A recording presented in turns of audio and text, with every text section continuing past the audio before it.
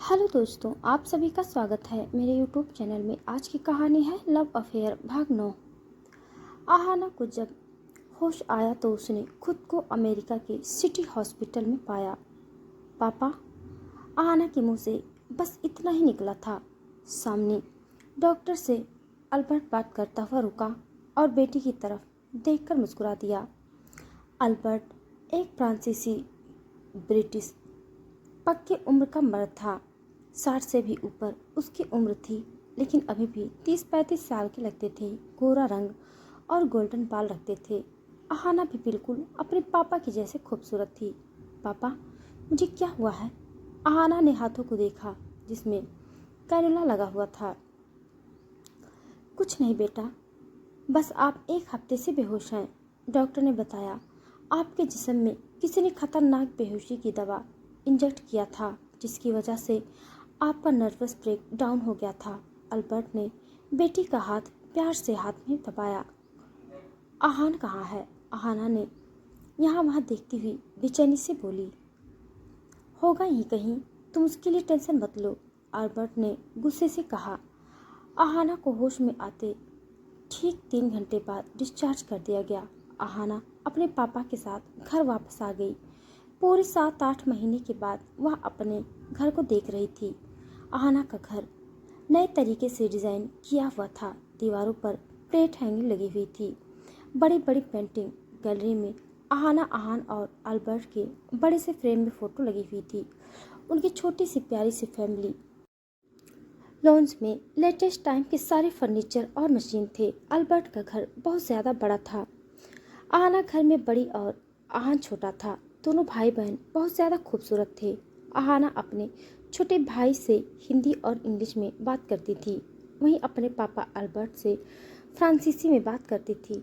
आहाना की mummy Indian थी, इसीलिए दोनों बच्चे अच्छे से हिंदी बोल लेते थे और पापा से फ्रांसीसी में बात करते थे। आहाना बिल्कुल अपनी मम्मी की कार्बन कॉपी थी। भूरी आंखें और लंबे खूबसूरत बाल, गोरा रंग और गुदार सा बदन। वही आहान अपने पापा के जैसे डिफरेंट सी आइज रखता था और बाल ब्राउन और अपनी बहन से 2 साल छोटा। लेकिन आहाना की जान था। मम्मी बचपन से ही डेथ कर दी गई थी, तो आहाना ने उसे माँ जैसे प्यार किया और ख्याल रखा। आहाना के प्यार में वह बिगड़ गया था, लेकिन अपने पापा अल्बर्ट की डांट से सुधर कर रहता था। अल्बर्ट अपनी बेटी पर बहुत ज़्यादा फिक्र रहती थी। वह उसे बहुत प्यार करते थे। प्यार तो वह आहान से भी बहुत करते थे, लेकिन उसकी शरारतों पर उसे डांटते भी बहुत थे। लेकिन आहाना उसे हमेशा बचा लेती थी। आहाना को हमेशा से ही उसके डैड अल्बर्ट ने कंट्रोल कर रखा था। कभी अपने पसंद की चीज़ नहीं की, यहाँ तक कि वह उसके इमोशनल को भी कंट्रोल करते थे। अगर कभी वह रोने लगती थी तो उसे रोने नहीं देते थे। उनका मानना था कि रोने से लड़कियां कमज़ोर होती हैं। कभी पसंद के कपड़े नहीं पहने, कभी पसंद के खाने नहीं खाए, घर पर जोर से हंस नहीं सकती थी, रो नहीं सकती थी। एक वक्त ऐसा आया जब वह समझ गई कि उसके डैड उसे कभी कुछ भी करने की फ्रीडम नहीं देंगे। तब वह बाहर दोस्तों से मिलने लगी और थोड़ा दुख दर्द उनसे शेयर करने लगी। उसके सारे दोस्त सिर्फ लड़कियां तक ही थी। जब जॉब की बात भी आई तो ज़बरदस्ती उसके डैड ने उसे सीक्रेट एजेंसी में ज्वाइन करवा दिया। वहाँ और भी ज़्यादा कॉम्प्लेक्स का शिकार हो गई। बचपन से डैड ने कंट्रोल किया था और जब वह ट्रेनिंग पर गई, उसने कुफू कराटे मार्शल आर्ट सीखे, तो वह दर्द के साथ जीना सीख गई। उसे दर्द अच्छा लगने लगा।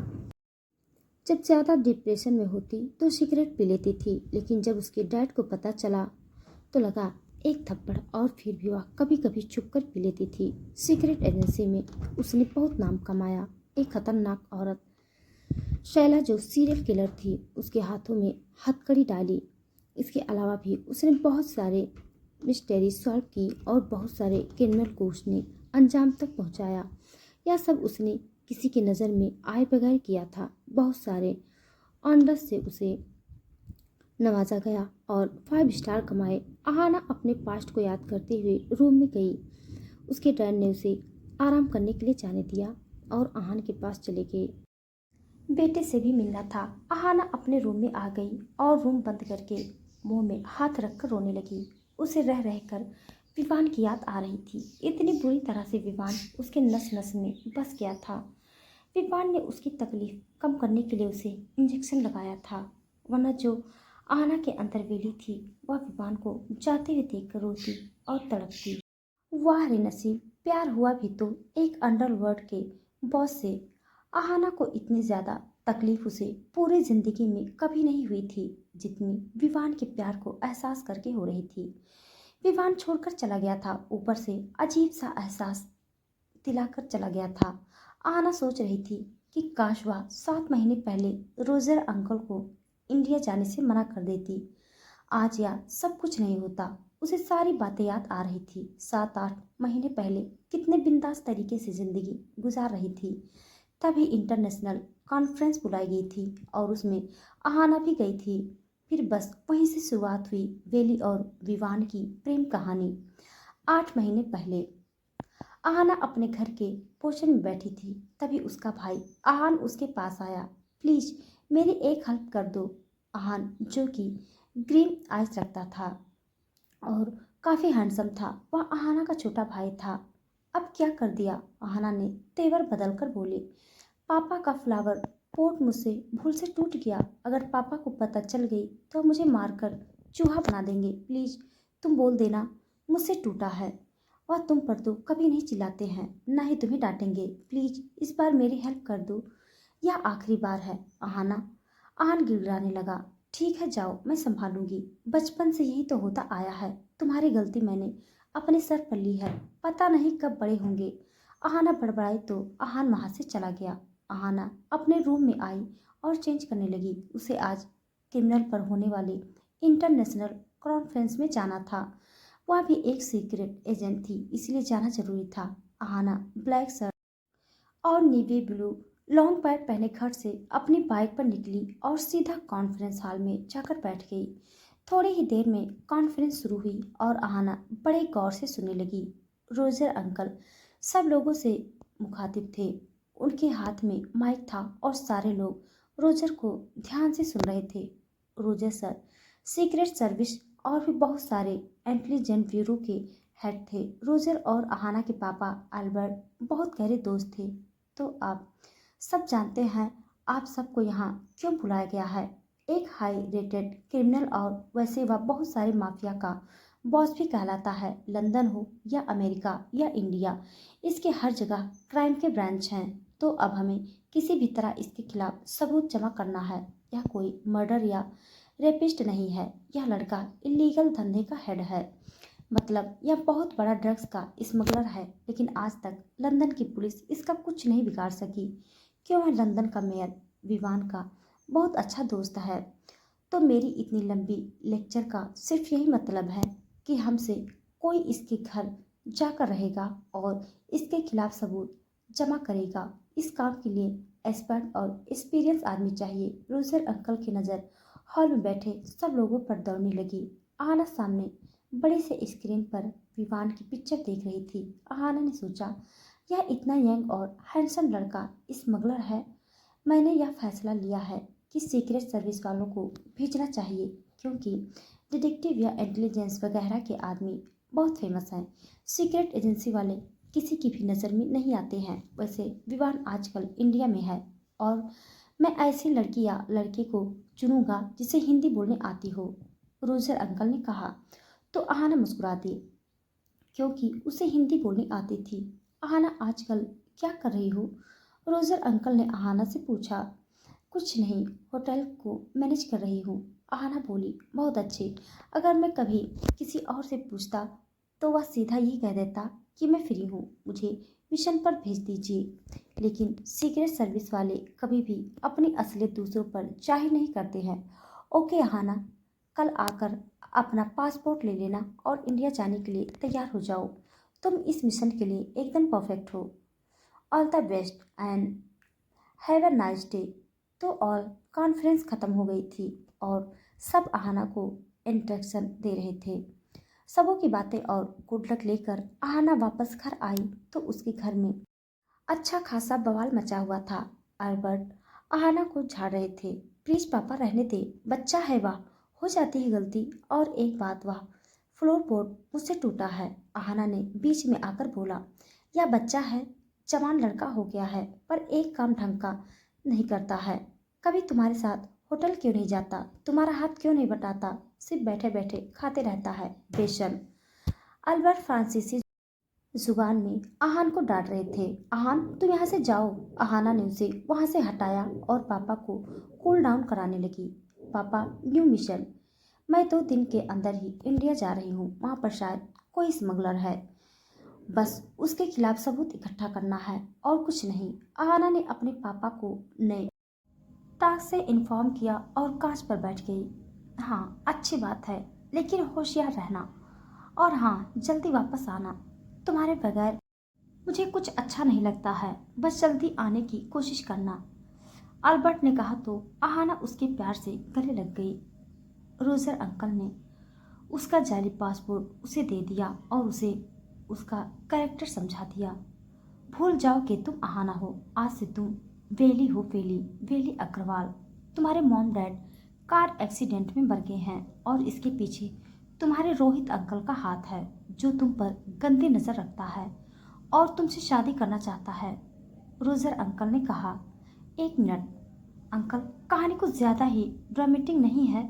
कोई इंडियन सीरियल है या वेब सीरीज? मतलब मैं इतनी कमजोर लड़की हूँ और यह रोहित अंकल कौन है? आहाना और रोजर अंकल दोनों हिंदी में बात करते हुए एयरपोर्ट में कदम रखा। मैं हूँ, बस रेड हेयर को थोड़ा ब्लैक करवा लूँगा, और रही बात मेरी, तुम पर नज़र रहेगी। अगर कभी कोई प्रॉब्लम हो तो मैं संभालूंगा। और हाँ, तुम्हें ऐसा रिएक्ट करना है जैसे तुम मेरे हाथों बहुत ज़्यादा टॉर्चर की गई हो और मैंने तुम्हारा एब्यूज किया हो।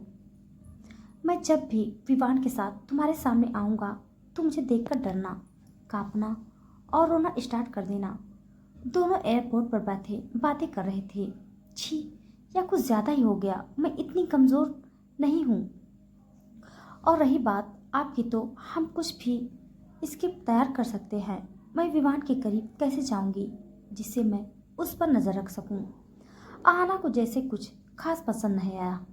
ओ वेली, देखो, जो मैं कह रहा हूँ वह चुपचाप करती जाओ, वरना विवान को ज़रा भी शक हुआ ना तो तुम्हारी लाश तक नहीं मिलेगी और तुम विवान के यहाँ नौकरानी बनकर रहोगी, मतलब सर्वेंट। रोजर अंकल ने जैसे ही कहा, वेली के मुंह में जूस जो थी सब बाहर आ गई। नौकरानी मतलब मेड? छी छी, बहुत ज़्यादा बेकार है। वह उसके फैशन डिजाइनर वाली वेली ने कहा, तुम्हारा जो ड्रामा ही खत्म नहीं होता है। वह जो विवान है ना, बेवकूफ़ नहीं बैठा है। अगर तुम कंपनी में जॉब के लिए जाओगी तो वह तुम्हारे बारे में सब मालूम करना चाहेगा। अगर सर्वेंट बनकर रहोगी तो उसे तुमसे कोई मतलब नहीं होगा और 24 घंटे तुम घर में रहकर उस पर नज़र रख सकोगी।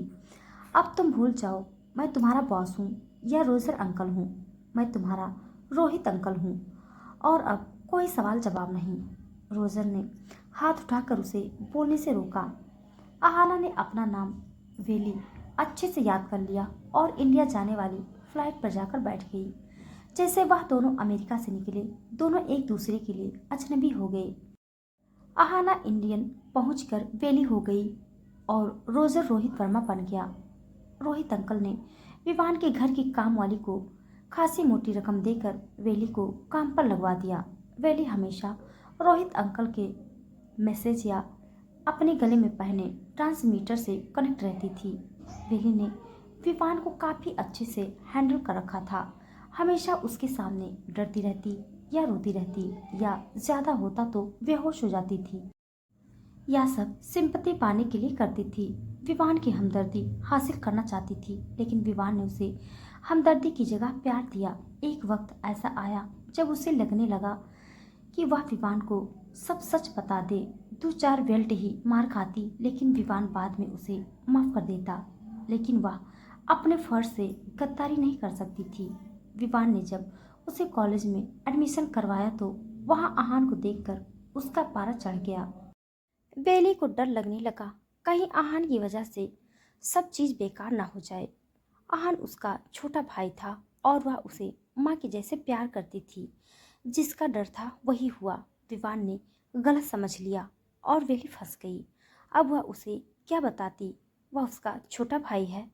अमेरिका में मैं अपने भाई को गले लगाना कोई बुरी बात तो नहीं होती थी। खैर, जो भी हुआ, आहान उसके बगैर नहीं रह सकता था, इसलिए हर बार की तरह बहन के पास आ गया। बेली को ये बाद में समझ आया कि विवान शुरुआत से ही सब जानता था। वह उसके दिमाग के साथ खेल रहा था।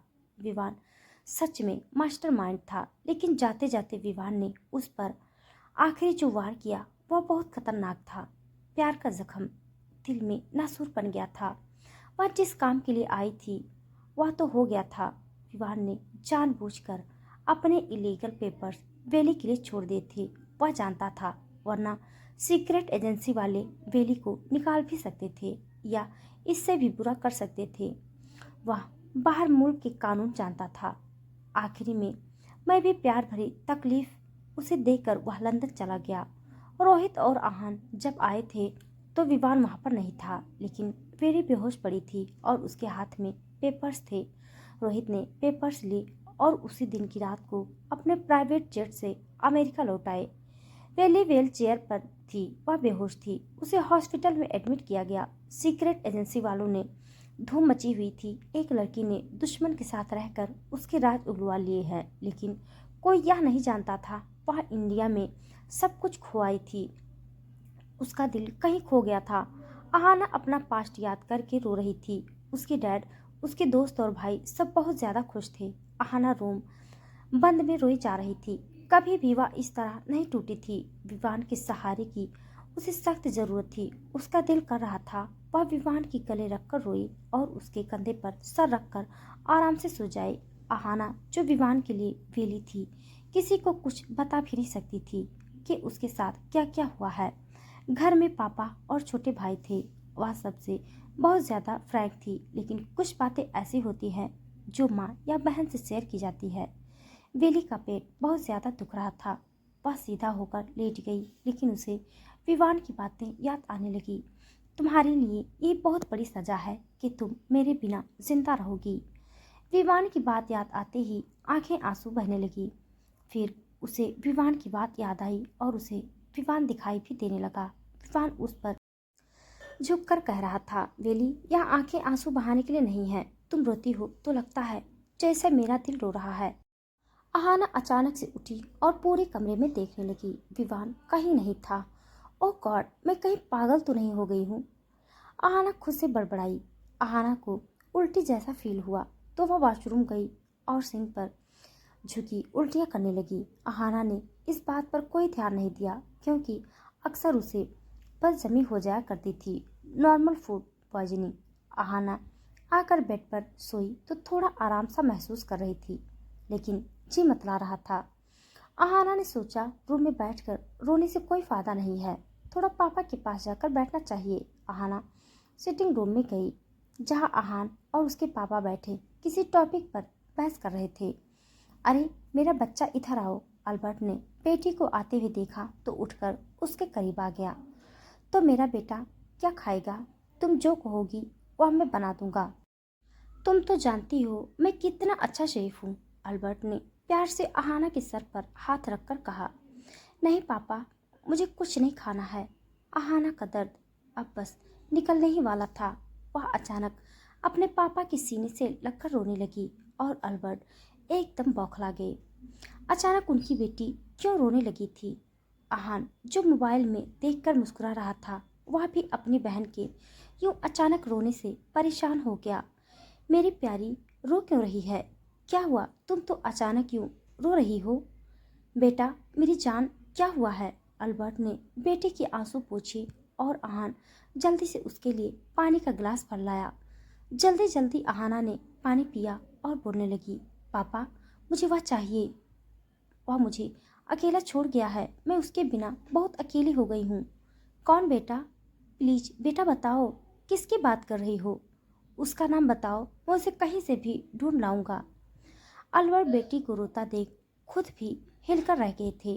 पापा, वह विवान, वह मुझे कई टुकड़ों में तोड़ गया और प्यार में खुद भी टूट गया और मुझे अपनी यादों के तपते रेगिस्तान में छोड़ गया ताकि मैं गर्मी से झुलस कर मर जाऊं।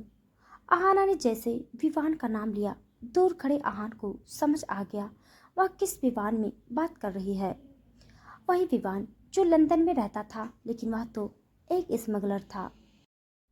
क्या होश में तो हो? क्या बोल रही हो? वह लड़का एक ड्रग्स की स्मगलिंग करता है। हाँ, तुम्हें उससे प्यार हुआ है। जानती भी हो वह कितना खतरनाक है। अरे, तुम्हें बर्बादी की तरफ धकेल देगा। और कभी तुम्हारी जान इतनी सस्ती नहीं है मेरी बेटी के। मैं तुम्हें उसके साथ जाने की इजाज़त दे दूंगा। अल्बर्ट आहाना पर बहुत ज़्यादा गुस्सा हो रहा था। पापा, लेकिन वह मेरा हस्बैंड है। मैं उससे प्यार करती हूँ। मैं उसके बगैर जिंदगी का सोच भी नहीं सकती हूँ। प्लीज़। और मैं वह सब कुछ और भी बोलती, उससे पहले ही दो तमाचा मुंह पर पड़ा और वह हैरत से अपने पापा को देखने लगी। आंसू थे कि रुकने का नाम ही नहीं ले रहे थे। आहान को कुछ समझ नहीं आ रहा था, क्योंकि आज तक भूल से भी उसके पापा ने उसकी बहन पर हाथ नहीं उठाया था। हाथ उठाने की तो दूर की बात है, कभी वह इतने गुस्से से अपनी बेटी से बात भी नहीं करते थे। लेकिन आहान दिल में 100 मर्तबा जलील और बेइज्जत जरूर होता था। तुम्हारी बहुत जुबान चलने लगी है। आज तुमने मेरे सामने खड़े होकर कभी भी इस तरह बात नहीं की थी। आज उस लड़के के लिए मुझसे बदतमीजी से बात कर रही हो। और कान खोलकर सुन लो, तुम्हारी शादी मैं अपने पसंद से करवाऊंगा। भूल जाओ उस विमान को। इंडिया की शादी कोई याद नहीं रखता। और यह सब प्यार मोहब्बत सब धोखा है। 8 महीने, बस तुम 8 महीने में बदल गई हो। मेरी सिखाई हुई जुबान भूल गई। जो लड़की कभी मेरे सामने जिद नहीं करती थी, रोती नहीं थी, आज आंखों में आंखें डालकर बातें कर रही है। कोई नहीं, मैं सब ठीक कर दूंगा। अल्बर्ट ने खतरनाक तरीके से कहा और आहाना का बाजू पकड़कर उसे घसीटते हुए उसे रूम में ले गया और रूम के अंदर धकेल कर बाहर से रूम लॉक कर दिया। अंदर आहाना दरवाजा पीटती रही और चीखती रही, चिल्लाती रही। अल्बर्ट आहान के पास गया और कहा, खबरदार, अगर जो तुमने अपनी बहन को रूम से बाहर निकाला, 2 दिन तक भूखी प्यासी रहेगी तो अकल ठिकाने लग जाएगी। अगर तुमने कुछ भी मेरे पीछे मैं उल्टा सीधा किया तो उसकी जगह तुम लॉक हो जाओगे। मैं किसी ज़रूरी काम से बाहर जा रहा हूँ।